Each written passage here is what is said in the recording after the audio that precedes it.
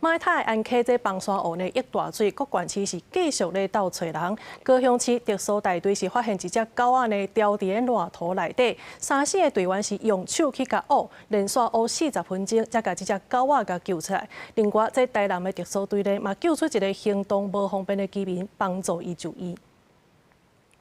怎么这样子啦？好，赶快把它救起来，把它救起来，可以吗？它被吸住了。一只狗仔掉伫咧烂土内底，袂顶袂动，水已经特别淹甲鼻孔。高雄市特殊大队25下晡经过一笪土地公庙，雄雄听到狗仔嘻嘻叫的声，发现这只狗仔已经去互烂土浸甲乌糟糟，看起来真可怜。队员遂展开救援行动，3、4个人做过用手挖40分钟，才甲狗仔救出来。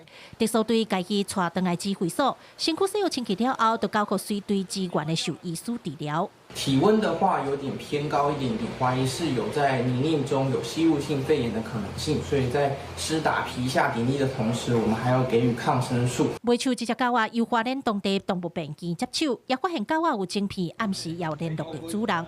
高雄特殊队25隆重救出4个人4只狗仔，因为这摆水退了后，4家拢是烂土，也有民众就亲像安尼，互土吸掉咧。透过特殊队用一寡帮仔去做路行，才有法度协助伊脱困。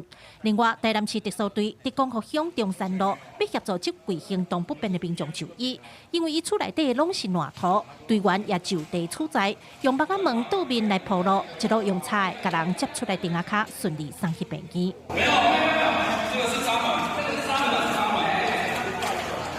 你不要太火，好，成功了，成功了。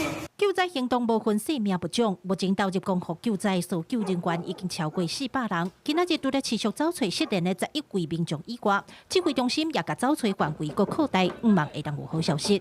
记者李成武、柯家如、柯超雄、高雄台南综合报道。